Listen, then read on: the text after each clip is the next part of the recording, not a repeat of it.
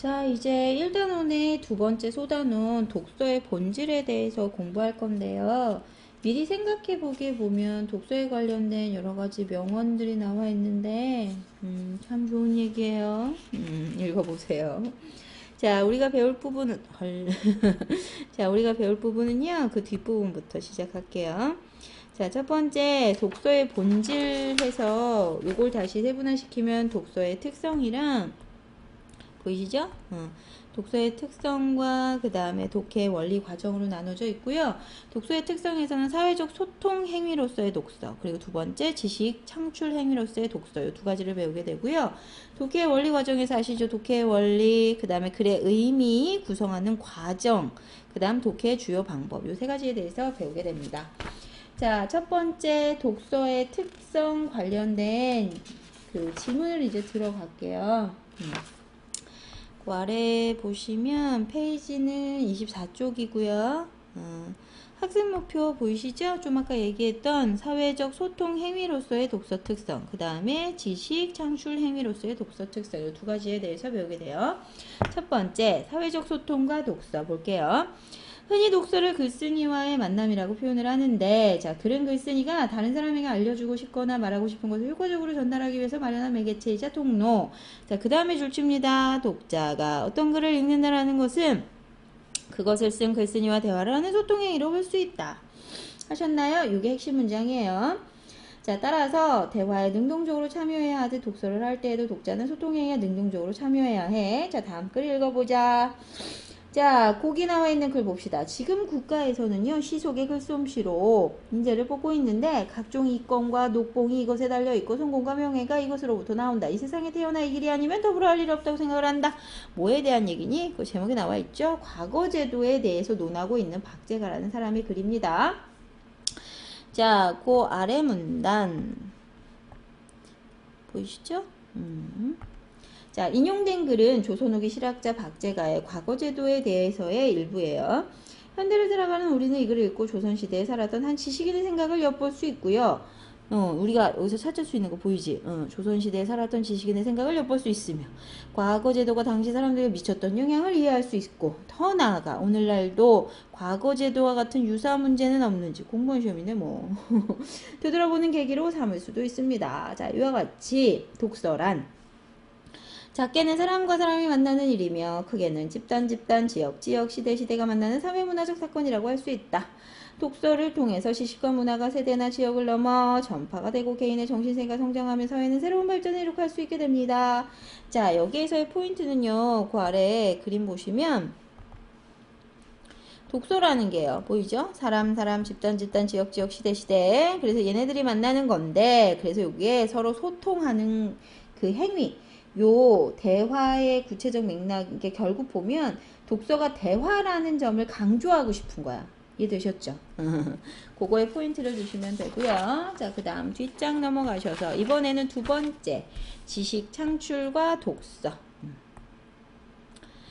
자, 독서는요, 지식을 창출하는 행위래요. 자, 이 말의 의미를 다음과 같이 설명할 수 있는데, 첫 번째, 독서를 하면 책 속에 담겨있는 여러 가지 지식을 얻을 수 있음. 뭐 이거야 당연한 거지 뭐, 그치? 지식.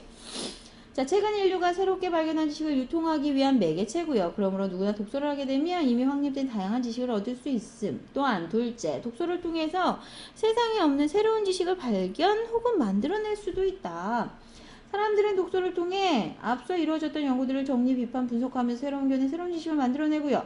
또 독서를 통해 각자 자신에게 의미 있는 지식을 만들어내기도 합니다.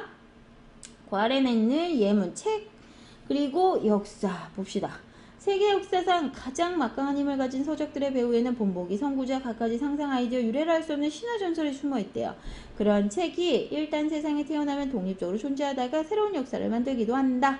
자, 이 글에서 이야기하듯 이해되시죠? 이 자료는요, 그러니까 세계사적으로 강력한 영향력을 행사한 책의 배경을 보면 그 이전에 축적됐던 다양한 발상, 지식, 이론들이 존재하고 있었다라는 걸 강조한 글이거든요.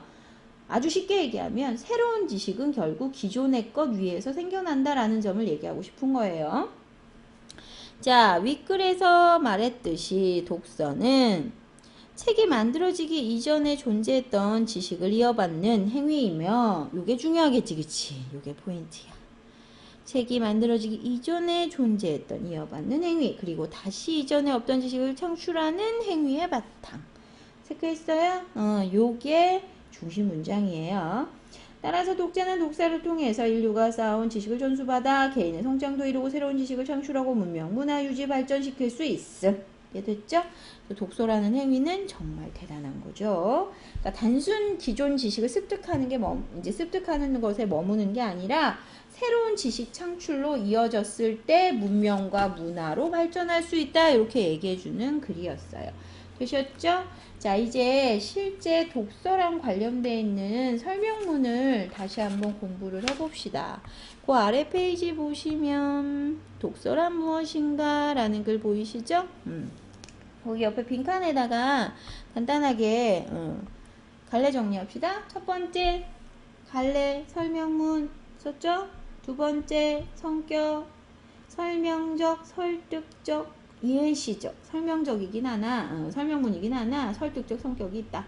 예시적까지 됐죠? 그 다음 제재, 중심 소재는 독서의 본질과 가치. 세 번째, 그 다음 주제 써도 되죠? 네 번째 주제예요. 독서는 의미 구성 행위, 사회적 소통 행위, 새로운 지식의 습득과 창출 행위라는 본질적 특성을 지니고 있다. 이게 주제야. 썼어요? 그 다음에 특징은 세 가지만. 첫 번째, 설득적 의도를 포함하고 있음. 두 번째, 구체적 사례를 통해 설명하고 있음. 세 번째, 핵심 내용을 병렬적으로, 병렬 아시죠? 나란히 배열했어요. 병렬적으로 항목화해서 제시. 항목화해서 제시. 쉽게 말하면 독서라는 행위는 의미 구성, 사회적 소통, 새로운 지식의 습득, 창출 행위라는 특성을 지니고 있으니까 결국 뭐 하라는 거야? 독서 열심히 해라, 생활화 해라. 요걸 권유한 글이라고 보시면 돼요. 되셨죠? 그럼 본격적으로 본문 내용을 한번 세세하게 정리를 해봅시다. 첫 번째 문단. 독서는 책에 쓰인 글을 읽는 행위, 독서의 정의, 개념 쓰시고, 자, 그래서 책을 떼어놓고 독서를 이해할 수는 없음. 아시죠? 독서와 책의 깊은 관련성. 독서와 책의 깊은 관련성. 책은 문자가 발명되고 그것을 기록할 수 있는 매체가 마련되고 나서야 만들어질 수 있다는 점에서 그 자체가 거의 또 줄치죠. 인류 문명의 혁신적 산물, 책을 지칭하는 거예요. 자, 그렇게 볼 수 있고요. 자, 그 다음 책은 깊이 있고 폭넓은 지식을 담고 있으며 문명과 문화를 이룩하는 데 큰 기여를 했어요. 자, 따라서 우리는 책이 인류 문명에 갖는 의, 이게 요 위에서 얘기한 요 두 가지인 거지. 연결해 놓고 요걸 고려하면서 독서가 뭔지, 책을 읽는 행위가 어떤 특성을 가지고 있는지 생각해 볼 필요가 있다. 여기까지 끊으시고 문단 정리. 자, 첫 번째 독서의 정의와 독서의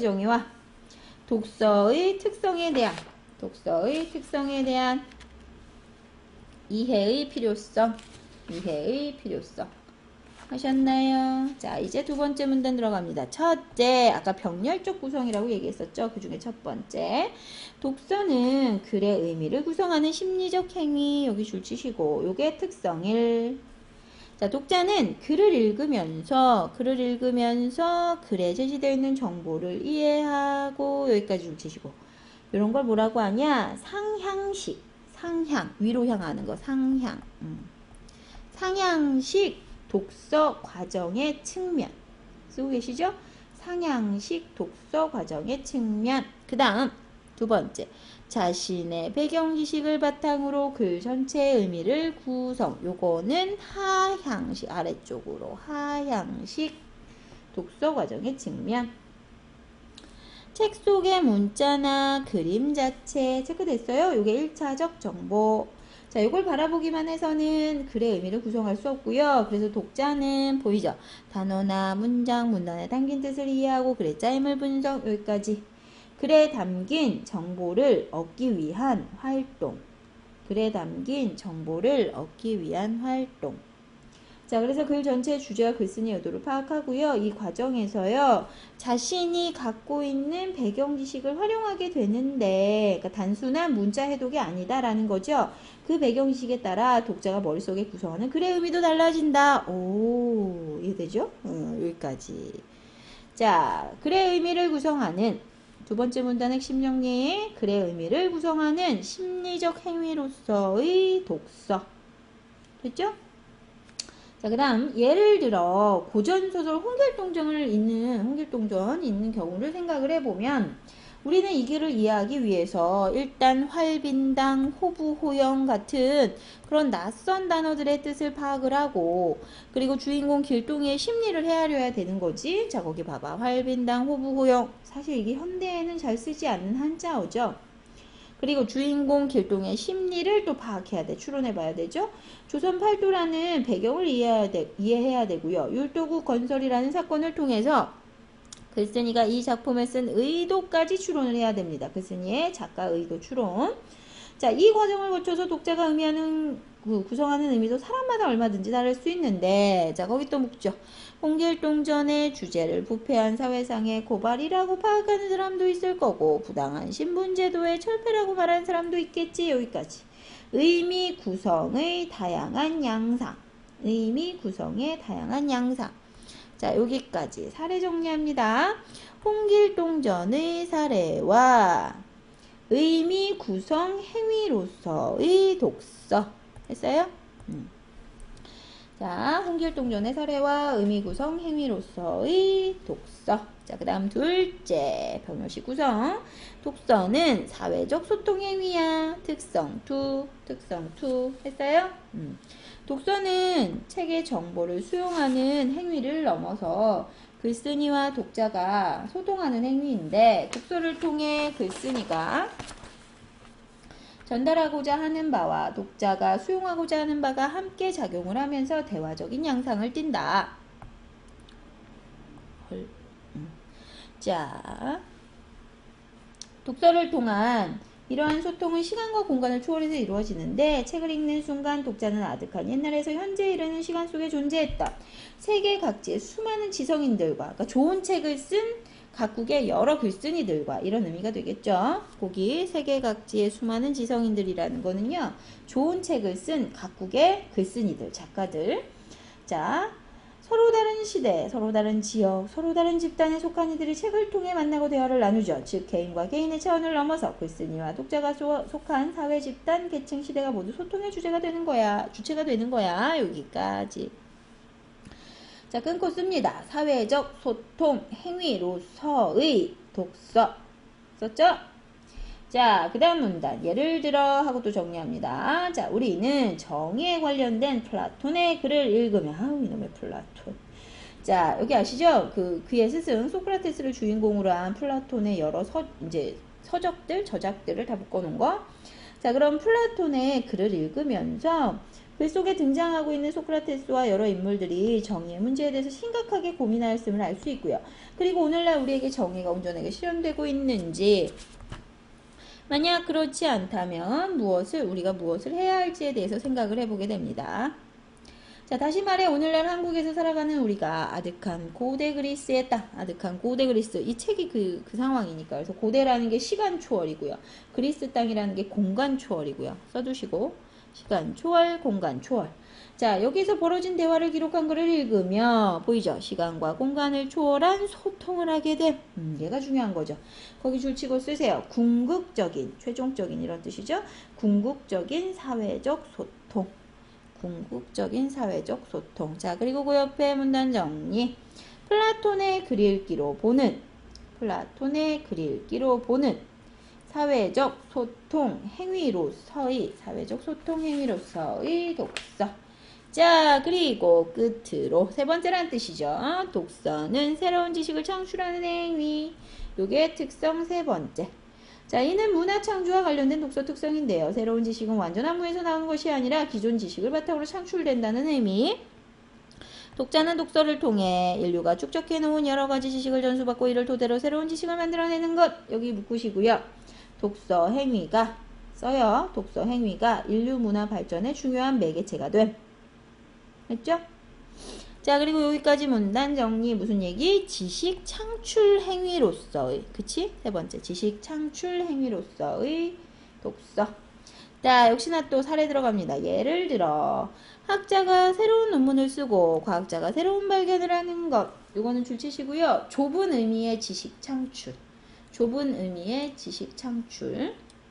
모두 다 새로운 지식을 창출하는 행위인데 학자들의 연구와 과학자들의 발견은 독서를 통해 얻은 기존 지식을 바탕으로 이루어지고요. 즉 독서를 통해 선행 연구들을 정리하고 비판적으로 분석하며 새로운 견해, 새로운 지식을 만들어내는 거야. 여기까지 했죠?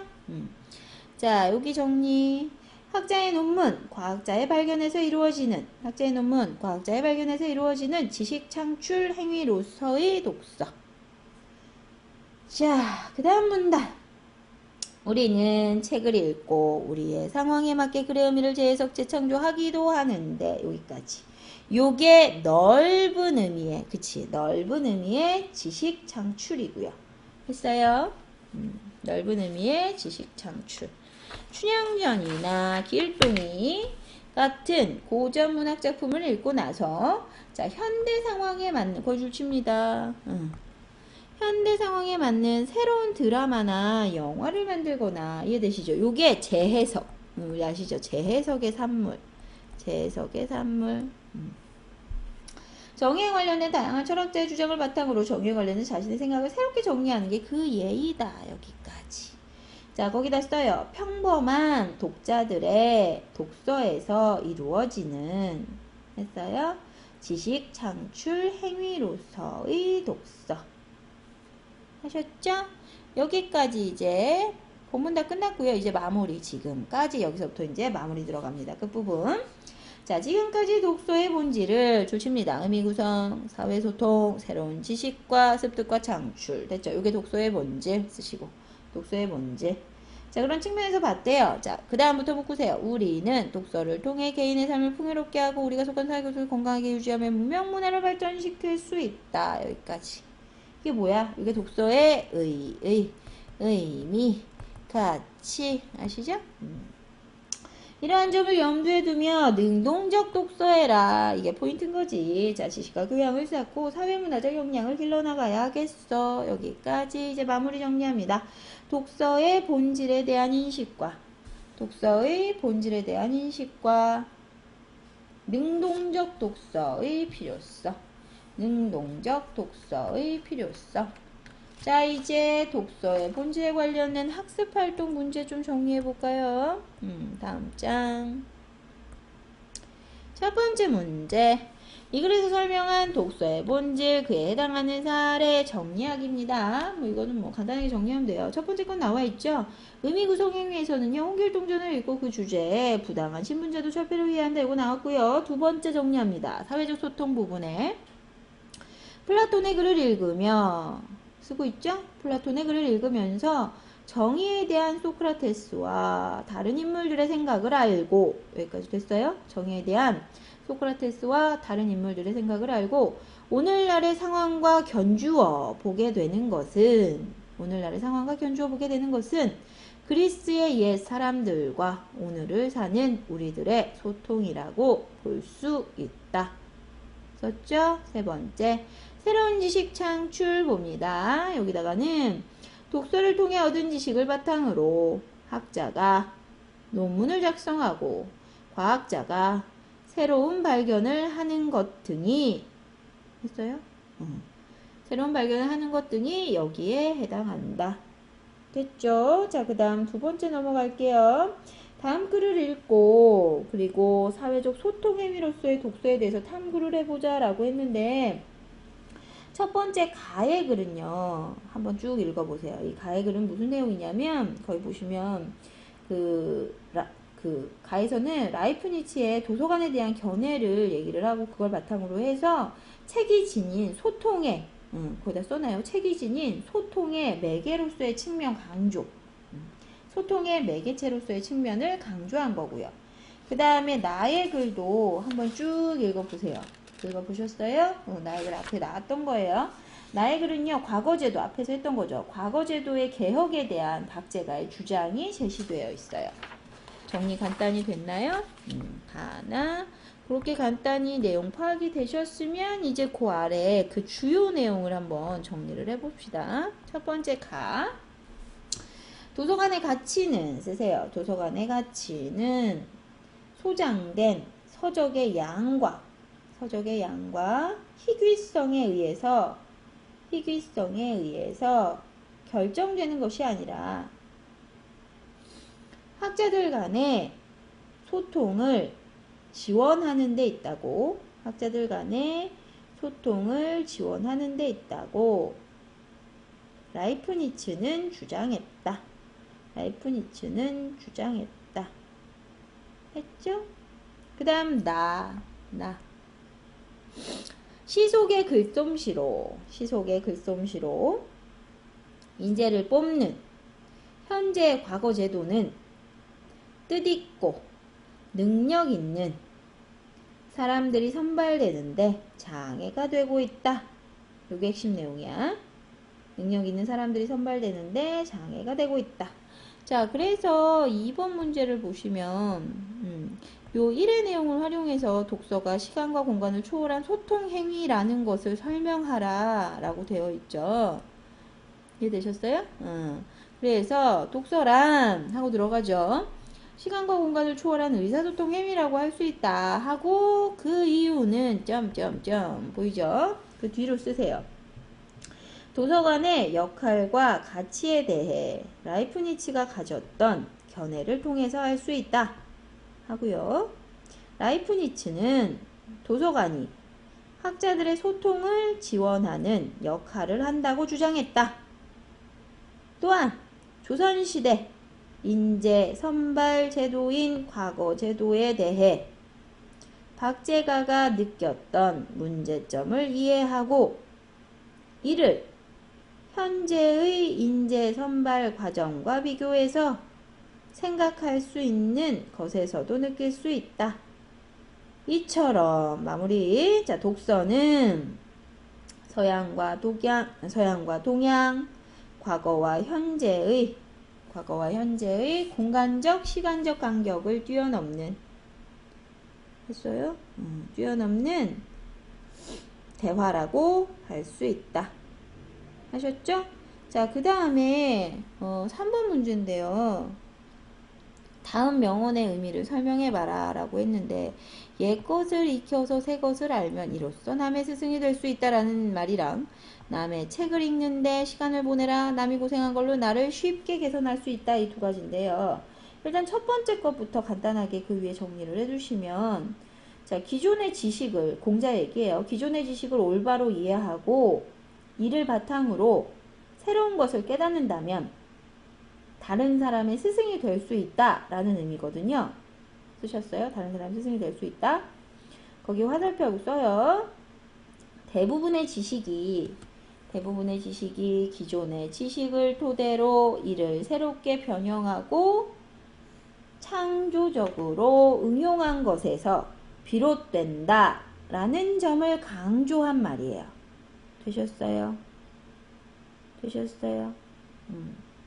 자, 그 다음 두 번째 소크라테스의 이야기는 뭐 너무 잘 보이죠? 일단 한 권의 책은 그 책을 지은 사람의 오랜 노력과 성취, 깨달음이 집약되어 있는 그런 지성의 산물이라는 의미고요. 지성의 산물. 우리가 이를 읽는데 투자하는 시간은 그 책을 지은 작가의 노력에 비하면 얼마 되지 않지만 그 오랜 세월의 결과물을 쉽게 자신의 것으로 만들 수 있다는 의미예요. 그래서 쉽게 말하면 이를 통해서 얻은 지식을 바탕으로 해서 내 인생의 한 발자국을 더 내디딜 수 있는 그런 존재가 된다라는 의미겠죠. 자, 그래서 이 두 가지 명언 요것을 바탕으로 해서 그 아래 문제 보이시죠? 인류의 문화를 이어가고 새롭게 발전시켜 나가는데 독서가 어떻게 기여할 수 있느냐. 이게 뭐 너무 뻔히 보이지 않아? 자, 정리합니다. 그 아래 마무리. 자, 인류의 문화 창조와 발전에 쓰고 계시죠? 인류의 문화 창조와 발전에 독서가 기여하는 몫은 절대적이라고 할 수 있다. 오랜 세월 인류는 지식의 보존과 전달의 매체로 책을 생산해 왔고 이를 읽음으로써 전 세대의 지적 유산을 습득하고 이를 바탕으로 새로운 지식을 보태는 방식으로 문화적 성장을 일으켜 올 수 있었다. 정리되셨나요? 이렇게 해서 첫 번째 끝났고요. 이제 두 번째 독해의 원리와 과정에 대해서 배워보도록 할게요. 자, 독해의 원리 과정 페이지는 32페이지. 자, 거기 나와 있는 학습 목표 보이시죠? 독해의 원리 과정에 대해서 볼 거고요. 읽기 절차, 그리고 독해 방법 이런 것들을 체크해서 보시면 됩니다. 앞에서 배웠던 상향식, 하향식 모형 이런 거 나와요. 자, 첫 번째 독해의 원리 과정. 자, 독해는 독자의 배경 지식과 그리 상호작용하는 역동적 사고 과정이다. 독해에 관련된 간단한 정의, 개념. 자, 그러므로 독해를 잘하기 위해서는 독자가 가지고 있는 지식 경험을 글의 내용과 잘 연결하면서 의미 구성을 해야 된대. 그치? 자, 이러한 원리에 근거한 독해 과정은 독자와 글의 관계를 중심으로 세 가지 모형으로 설명을 할 수 있는데 그 중에 첫 번째 상향식, 두 번째 하향식, 세 번째 상호작용 과정 모형. 세 가지 보이시죠? 그 중에 첫 번째 정리합니다. 자, 독자가 글을 이루는 작은 단위, 단어, 문장, 문단의 의미를 파악해서 글 전체의 의미를 구성하는 독해 과정을 상향식 과정이라고 해요. 됐죠? 그 다음 두 번째 하향식이라는 거는요. 자신의 배경 지식 경험을 바탕으로 내용을 예측하면서 의미 구성하는 방식. 앞에서 했었죠? 세 번째 상호작용 과정 모형이라는 거는요. 이 두 가지를 절충했단 말 보이죠? 그래서 독자의 배경 지식과 글에 나타난 정보 이 두 가지를 둘 다 함께 중시하는 독해 과정이다. 요게 요 부분의 중심 개념이에요. 아시겠죠? 자, 그 다음 독해 방법 볼게요. 자, 글을 읽는 과정은 글을 읽는 목적, 성격, 읽을 수 있는 시간, 공간 등에 따라서 얼마든지 달라질 수 있다. 자, 그렇지만 일반적으로 독해를 잘하기 위해서는요. 그 다음 중요하죠. 읽기 전, 읽기 중, 읽기 후. 요 절차에 따라서 읽는 게 좋다. 그래서 각각의 해야 될 부분에 대해서 얘기를 하고 있죠. 그 중에 첫 번째 읽기 전 활동입니다. 자, 2단계에서 해야 될 거 읽는 목적 확인하기, 연상하기, 경험 떠올리기, 배경 지식 통한 활성화, 훑어보기 통한 예측하기, 질문 만들기. 이거 체크하셔야 돼요. 얘가 읽기 전 활동이라는 걸 아시면 되죠. 암기할 필요는 없으나 이해되셨죠? 그 다음 장 넘어가셔서 이번에는 읽기 중 활동. 읽기 중 봅니다. 2단계에서는요. 내 말로 바꾸어 이해하기, 장면, 절차, 이미지 등을 머릿속에 그려보기, 예측한 내용 맞는지 확인하거나 궁금한 내용 답 찾기, 숨겨진 내용 지피르도 추론하기, 글의 내용이나 글쓴이 주장 공감 혹은 거부하며 읽기, 사실성, 논리성, 타당성, 실현 가능성 판단하며 읽기, 새로운 아이디어 대안 떠올리며 읽기 등등등. 얘네가 읽기 중에 속한다. 이거 알면 돼요. 자, 그리고 마지막 읽기 후 활동. 전체 내용 간단한 요약, 도해, 조직자 등등 활용하여 중요한 내용 정리. 자, 중심 내용 주제 파악. 거의 도해 조직자 옆에 있어요. 자, 그 다음에 새로 알게 된 내용 활용 방안, 새로 얻게 된 깨달음 실천 방안, 독서가 진지하고 올바로 진행된지 점검 반성. 이런 거죠. 그래서 여기가 요 읽기 전, 읽기 중, 읽기 후. 얘가 중심 개념이에요. 되셨어요? 자, 위에서 설명한 각 단계의 활동을 반드시 그 단계에만 해야 할 필요는 없으나 자, 독자는 독해의 목적을 달성하기 위해서 여러 가지 방법을 그때그때 효과적으로 사용할 수 있다. 그래서 읽기 전, 중, 후 이렇게 정리해 놨어요. 요걸 잘 기억해 두시면 되겠네요. 이해되셨죠? 쭉 열거해 놓은 거. 자, 그래서 이제 본격적으로 본문이 나와 있는 활동, 학습 활동을 들어가 볼게요. 자, 이 글을 읽기 전에 다음과 같은 독서 활동하자 뭐라고 돼 있는데 제목, 소제목, 사진 등을 훑어보고 글의 내용을 짐작해보자. 읽기 전에 하는 활동이죠. 자, 이것들을 통해서 알 수 있는 건 뭐냐면 일단 거기 간단히 여기다가 쓸 수 있죠? 자, 제목과 소제목을 통해 보이잖아, 온돌이. 제목과 소제목을 통해 과학적이고 경제적인 방법인 온돌에 대해서 과학적이고 경제적인 난방식이죠. 난방 방법인 온돌에 대해서 다루고 있음을 짐작. 또한 온돌의 구조에 대한 자료를 통해 온돌 구조에 대한 자료를 통해 온돌의 구조에 대해서도 다룬다는 것을 알 수 있다. 쓰셨죠? 그 다음 글을 읽기 전에 미리 떠올렸던 질문들 어떤 게 있을까? 뭐 이건 써두실 필요는 없고 요런 질문들이 나왔을 때 아 이건 읽기 전이다 이것만 구분하시면 되는데 첫 번째는 아, 서양에도 이런 유사한 방식이 있을까? 난방 방식이 있을까? 뭐 이런 질문이나 혹은 오늘날에도 전통적 온돌 방식이 적용되고 있는 그런 분야가 있을까? 그리운 거. 그 다음 세 번째 나무를 연료로 하기 어려운 오늘날에는 그럼 어떤 연료를 사용할 수 있을까? 뭐 이런 정도? 자, 이제 본문 내용을 한번 봅시다. 자, 위대한 문화유산 가장 이상적인 온방 시스템 온돌이라고 되어 있어요. 그 아래 설명. 온돌은 서양보다 1000년 이상을 앞선 발명이고 과학적이고 경제적이고 효율적인 온방 시스템인 온돌, 그 찬란한 문화에 대한 탐구라고 간단하게 정리가 되어 있죠. 한국 사회에서 20세기는 대단한 변화의 시기였습니다. 여기 체크. 요거는 왜 갖다 썼냐면 이 뒤에 보면 온돌은 변하지 않았어요. 이 얘기를 하고 싶은 거거든요. 여기에다가 변화하지 않은 온도를 강조하기 위한 도입 부분. 이해됐죠? 변화하지 않은 온도를 강조하기 위한 도입 부분. 한국인들이 조상 대대로 이어온 생활 방식을 거의 버리고 서양식으로 바꿨기 때문에 그러나 이런 엄청난 겹병 속에서 사람들이 고집하는 오래된 관습들이 있는데 그게 뭐냐?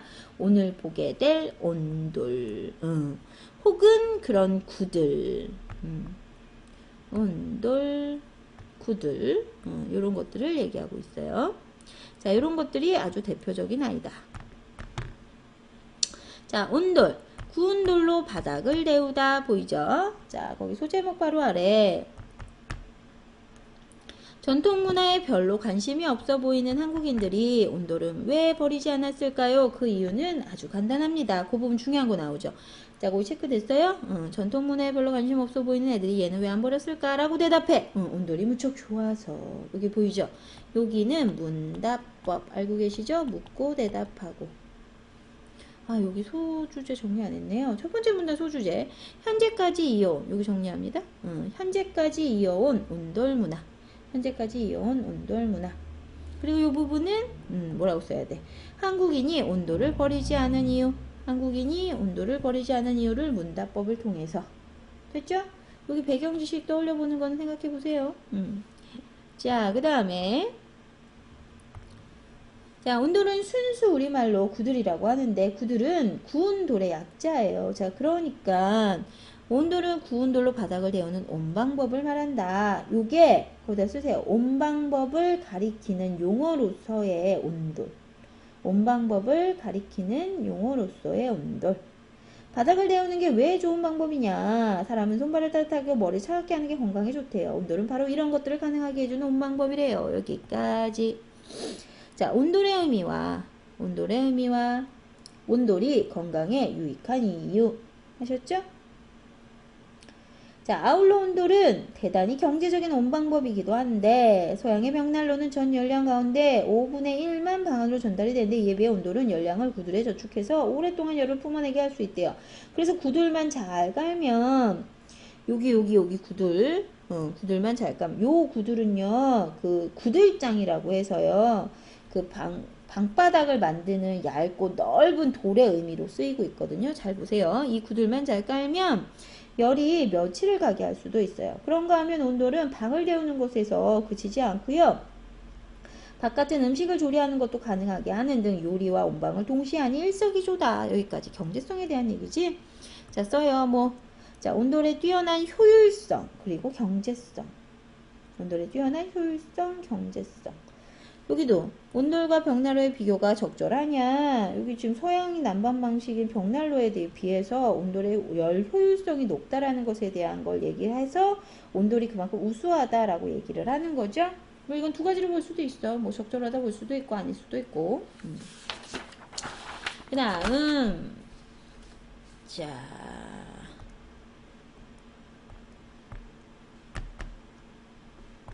그 다음에 자, 본문을 먼저 봅시다. 자, 그래서 우리나라 고유의 과학적인 온방법이라고 나와 있죠. 원래 온돌은 방 전체를 데우는 온방법이 아니라 부분만 데우는 쪽구들식 온방법이었대요. 자, 이런 식의 구들은요. 이런 식의 구들은 고구려, 고분, 벽화에서도 보이죠? 거기 줄 치세요. 줄 치고 계세요? 응. 고구려, 고분, 벽화. 자, 여기는 온돌의 오래된 기원. 온돌의 오래된 기원. 자, 그러다 고려 중기가 되어야만 방 전체를 데우는 방식이 나와요. 이 온방법이 한반도 전역에 퍼지게 된 건 조선 초기, 그러니까 15세기 이후의 일이라고 해요. 자, 온돌은 이와 같이 오랜 세월을 거쳐서 발달해 왔기 때문에 지금과 같은 과학적이고 복잡한 구조를 갖게 됩니다. 여기까지 끊으시고 하실 수 있죠? 온돌의 역사. 뭐에서 뭘로 바뀌었다고? 쪽구들식 온방법에서, 요거는 고구려 때 화살표 하시고, 구들 전체 온방법으로 고구려에서 이제 고려 때 출현해서 조선 때 확산됐다 하셨나요? 자, 그 다음 문단. 온돌의 구조에서 가장 중요한 것은 그림에 보이는 것처럼 뜨거운 연기가 지나는 이 고래, 구들 고래. 자, 구들은 이 고래 위에 놓는 건데요. 불과 뜨거운 연기는 아궁이에서, 아궁이 아시죠? 그 불 때우는데, 아궁이에서 분행기라는 구멍을 통해서 고래 쪽으로 빨려 들어가고요. 분행기는요, 분원기 혹은 불목이라고도 하는데, 불이 넘어가는 고개 혹은 목이라는 뜻이에요. 보통 이 구멍은 작기 때문에 열기가 바깥으로 새지 않고 고래로 잘 빨려 들어가게 해줍니다. 일부러 좁게 만든다라는 의미겠죠. 자, 열기가 그 다음에 도달하는 곳이 구들계자리라는 곳이고요. 자, 이곳에서 열기는 속도가 늦춰지고 고래로 균등하게 공급이 됩니다. 자, 이 고래에서 구들이 되어지게 돼요. 그쵸? 구들이 되어지는데, 이 구들은 구들장의 의미예요. 여기 보이죠? 자, 부뚜막에서 아궁이, 분행, 구들, 개자리, 온돌바닥, 구들장. 이해되시죠? 자, 요거의 의미로 되어지게 되고요. 자, 이때 가장 중요한 게 열이 고래 전체에 골고루 가게 하는 일이에요. 그래서 고래와 구들장을 제대로 놓아야 하는데, 온돌 만들 때 이 기술이 제일 중요하다고 볼 수 있어요. 보통 아랫목에는 두꺼운 돌을 놓고 윗목에는 그보다 얇은 돌을 놓고요. 윗목은 아무래도 열이 덜 가기 때문에 아무래도 아랫목이 아궁이랑 가까우니까 빨리 달구려면 돌이 얇아야 된다라는 거죠. 자, 여기까지 끊으시고, 요게 온돌의, 여기 정리해요. 온돌의 기본 구조. 온돌의 기본 구조인데, 불과 연기의 이동을 중심으로 정리해 줬어요. 자, 온돌의 기본 구조. 불과 연기의 이동을 중심으로. 아까 앞에서도 얘기했었죠. 그림 다시 보시면 아궁이에서요. 그쵸? 분행기, 불목 갔다가 구들 개자리 갔다가 그 다음에 구들 고래까지 쭉 이어지는 요 구조예요. 이해되셨어요? 자, 그래서 온돌의 구조가 나와 있는 그림이 들어가 있죠. 여기가 있으니까 훨씬 더 잘 이해가 되겠죠? 그치? 자, 그 다음에 그 다음 부분 넘기셔서, 자, 온돌의 효율을 높이기 위해서 고안된 과학적 장치라는 말 보이죠? 소제목. 자, 고래에서 뜨거운 열기가 굴뚝을 빨리 빠져나가면 열의 손실이 심하겠죠? 자, 그래서 고래가 끝나는 부분에 고래 개자리를 만듭니다. 거기 체크하시고요. 자, 물어보고 자기가 다시 대답을 했어요. 그쵸? 자, 그래서 이 부분이 문답법을 통한 내용 전개. 문답법을 통한 내용 전개. 문답법을 통한 내용 전개. 자, 하고 계세요? 너무 말을 안 들어. 자, 그래서 이 부분. 문답법을 통한 내용 전개. 자, 여러 개의 고래를 통과한 뜨거운 공기가 여기서 다시 모이고요. 이곳에서 다시 한번 숨을 고른 다음, 자, 열기는 이곳에 남기고 연기만 굴뚝으로 보내는 역할. 요게, 그치, 고래 개자리의 역할. 체크해 두시고. 자, 마지막까지 열기를 잡아서 방을 데울 수 있게 하는 것. 이해됐죠? 이런 것을 두고, 요거, 마지막까지. 요런 것을 두고 온돌이 효율적이라고 하는 거고요. 고래 개자리를 떠난 연기는 굴뚝으로 가고요. 연기는 이 굴뚝으로 나가기 전에 그 밑에 있는 굴뚝 개자리를 만나고요. 자, 이것은 다시 거기 보이죠? 찬 공기나 빗물이 구들로 들어가는 것을 막아주는 역할을 한다. 요게 굴뚝 개자리의 역할. 굴뚝 개자리 역할. 자, 이렇게 보면 이 온돌에는 개자리에만 세 종류가 있다는 걸 알 수 있어요. 그 세 종류가 구들 개자리, 고래 개자리, 굴뚝 개자리. 자, 이런 것들이야 모두 온돌의 효율을 높이기 위해서 과학적인 생각 끝에 만들어낸 장치더라. 그래서 여기까지 끊으시고 아시죠? 온돌의 과학적 장치 첫 번째. 온돌의 과학적 장치 첫 번째. 그리고 아래 보시면 1호식, 2호식, 다주, 그 다음에 다로식, 다로식 1, 2, 3 이렇게 나오죠. 방식이 엄청 많아요. 보이세요? 자, 그 다음에 그 다음 문단 구두를 잘 깐 다음에는요. 그 위에 연기가 위로 새지 않게 황토 진흙을 바른다. 요 부분. 그러니까 구들장 위가 장판이니까 장판 위는 실제로 뭐가 되는 거예요? 실내가 되는 거죠. 그러니까 연기가 들어오면 안 되죠. 그래서 황토는 인체에 아주 좋은 흙으로 알려져 있고요. 이전에 배탈이 나면 황토를 물에 타서 먹었다고 하지 않습니까? 그리고 이 황토는 빵빵에서 올라오는 습기도 잘 막아준다. 이렇게 진흙을 2번 정도 바른 다음에 잘 고른 다음에 불을 지펴서 말려요. 자, 그리고 이 위에 사람이 생활할 수 있도록 종이나 장판을 까는 거지요. 자, 그런데 온돌에는 거기 체크합니다. 여기서부터. 자, 그런데 온돌에는 이러한 장점만 있는 것은 아닙니다. 자, 온돌의 단점을 이제 덧붙이게 되는 거죠. 단점. 자, 어떤 단점이 있느냐? 일단 구들이 데워지면 열기는 오래 가지만 데우는데 시간이 너무 오래 걸림. 요게 단점 1. 자, 그런가 하면 구두를 잘못 갈면 아랫목만 뜨겁고 윗목은 차갑다. 요게 두 번째. 골고루 안 되죠? 물론 땔감으로 나무를 많이 쓰지 않는 요즘은 나무의 과소비. 요게 세 번째. 요것도 큰 문제로 인식되지 않을 수도 있다. 그래서 여기까지 끊으시고요. 온돌의 과학적 장치 그리고 온돌의 단점 하셨어요? 온돌의 과학적 장치 그리고 온돌의 단점. 자, 그 다음 외국에서 변형된 온돌 온빵 역수입해야 할 수도 있는 현실이라는 소제목 보이시죠? 그 다음 봅니다. 아쉽게도 온돌은요 도시화가 진전이 되면서 현실에서 외면을 받고 있어요. 가령 자, 우리가 아파트에서 사용하는 바닥 온방법은요 구두를 놓고 열을 저장해서 오랫동안 열기를 품었던 온돌과는 다른 거야. 자, 요거 아파트에 거기 쓰세요. 아파트의 바닥 온 방법이 갖는 한계점. 그러니까 열을 오랫동안 저장할 수 없다는 거죠. 자, 우리는 그동안 온돌 온 방법에 대해서 말로만 좋다고 했지 그다지 발전시키지 못했다. 자, 우리가 온돌을 발전시키지 못하고 있을 때 일본이나 서구에서는 온돌의 효율성을 유지했고 요것에 기반을 둔 새로운 온 방법을 개발했다고 해. 요거는 온돌을 사용한 바닥 온 방법을 얘기하는 거죠. 자, 그래서 이제 우리는 이런 새로운 기술을 역수입해서 써야 할 상황에 놓였대. 앞으로 온돌 혹은 구들의 종주국답게 우리의 온방법인 온돌을 현대에 맞게 발전시키는 일에 노력을 게으리 하지 말아야겠다. 그렇게 하자 이 얘기죠. 여기까지. 자, 여기까지 붙고 씁니다. 온돌 문화의 정리해요. 온돌 문화의 발전적 계승의 필요성. 발전적 계승의 필요성 쓰고 계세요?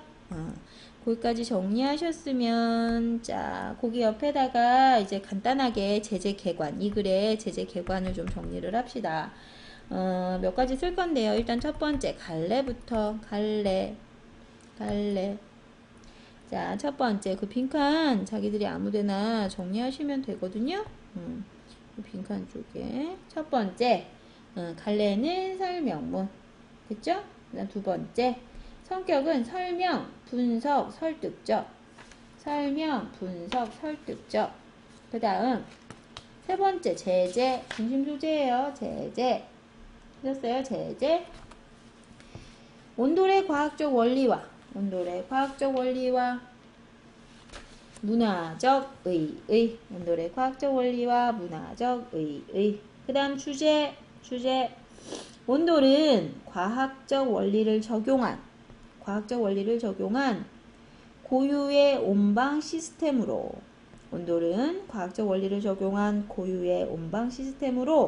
현대적으로 계승 발전시켜야 한다. 요게 주제. 특징 4가지만 쓸게요. 특징 4가지. 첫 번째, 언급하고 있는 대상에 대해 긍정적 태도를 지님. 온돌에 대한 얘기겠죠?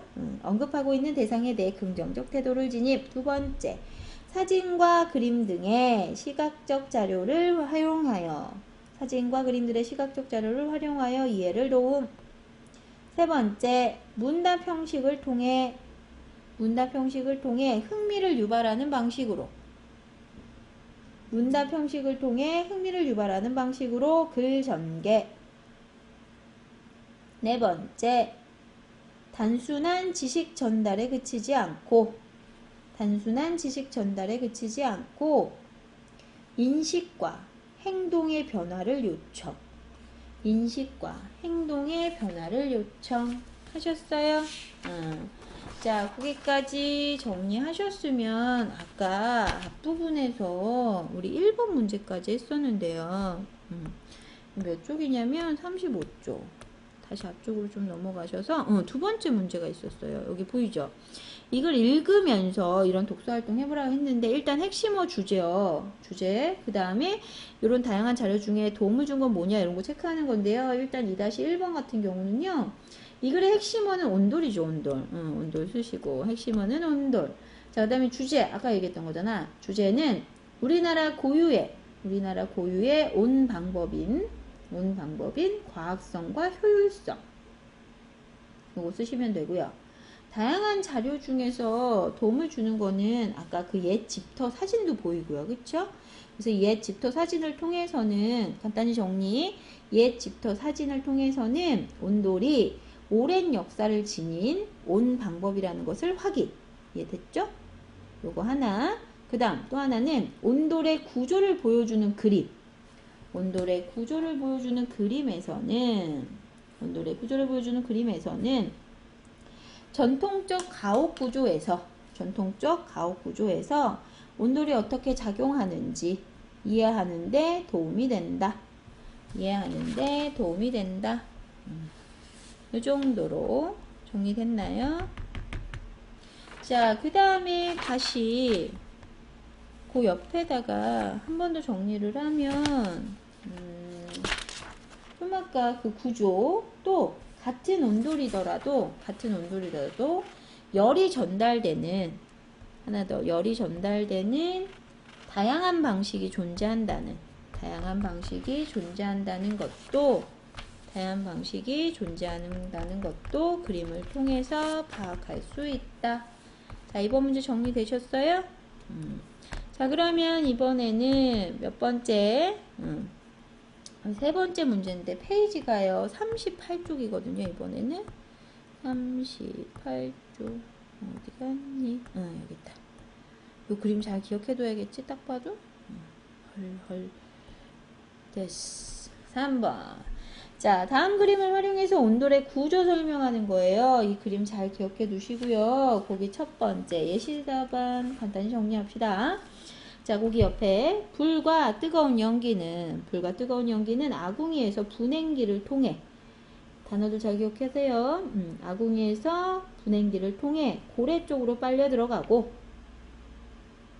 구들 개자리에서 열기의 속도가 늦추어지면서 고래 전체로 열이 균등하게 전달된다.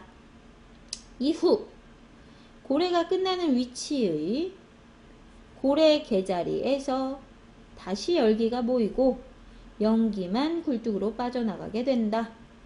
또 연기는 굴뚝 개자리를 거쳐서 밖으로 나가게 된다. 이러한 개자리들이 바로 온돌의 효율성을 높이는 역할을 하는 것이다. 정리하셨어요? 온돌의 구조. 자, 그 다음 두 번째. 이 글을 읽고 새롭게 알게 된 사실은 뭐 엄청 많긴 한데 간단하게 한 3가지 정도로 정리할까요? 첫 번째, 온돌의 종류가 참으로 다양하다는 것을 알게 됨. 두 번째, 온돌의 구조에서 개자리의 역할에 대해서 알게 됨. 세 번째, 온돌의 역사와 유래에 대해서 좀 더 잘 알게 됨. 이 정도 됐죠? 그 다음에 요 세 번째는 좀 긴데 이 글의 내용을 요약 정리하는 건데 핵심 내용만 간단히 정리를 해볼까요? 첫 번째부터 온돌은 매우 우수한 온 방법으로요 건강에도 좋고 경제적이다. 오랜 시간이 지나면서 쪽구들식 온 방법에서 방 전체를 데우는 방식으로 발전했다. 여기까지 쓰셨어요? 그 다음 온돌이 달구어지는 과정을 설명하자면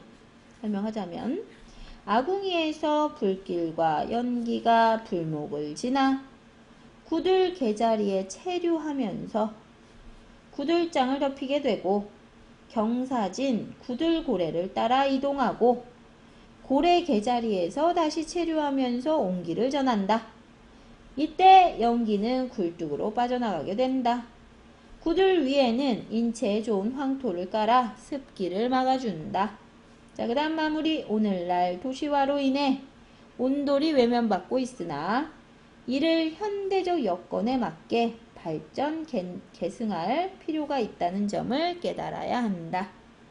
이렇게 정리하시면 이걸 전체 내용을 요약 정리하게 됩니다. 자, 그리고 이제 그 다음 페이지. 자, 다음과 같은 질문을 통해서 이 글을 비판적으로 검토해보자. 여기를 이제 마무리할 건데요. 봅시다. 첫 번째, 글 전체 흐름상 내용이 어색한 거 없느냐. 거기 보이죠? 글 안에 진술이나 내용이 서로 어긋나는 부분인데요. 거기 첫 번째 뭐냐면 글의 앞부분에서 한국인들이 전통 문화에 별로 관심이 없어 보이면서도 온돌은 버리지 않는다고 했는데 끝부분에서는 현실에서 외면을 받고 있다고 했기 때문에 앞뒤가 잘 맞지 않는다. 쓸 수 있죠? 자, 그 다음 두 번째, 근거가 부족하다고 생각되는 부분은 어디냐면 일본이나 서구에서 개발한 온돌 기반의 새로운 온방법이 무엇인지 소개하지 않아서 새로운 온방법이 무엇인지 소개하지 않아서 궁금증을 유발한다. 여기 썼죠? 여기 부분. 자, 그 다음. 자, 온돌을 현대 건축 양식에도 그대로 적용할 수 있겠느냐. 요거는 본인 생각 쓰셔야지. 그치? 본인. 그 다음에 그거에 대한 근거까지 쓰실 수 있죠? 자, 그 다음 이제 마지막 거. 마지막. 이 글을 쓴 글쓴이의 의도. 요건 잘 쓸 수 있겠죠? 거기다 씁니다. 자, 우리의 전통적 온방법인 온돌의 장점을 이해시키고 이를 계승할 필요가 있음을 독자들에게 인식시키기 위해 이 글을 썼을 것이다. 정리하셨죠?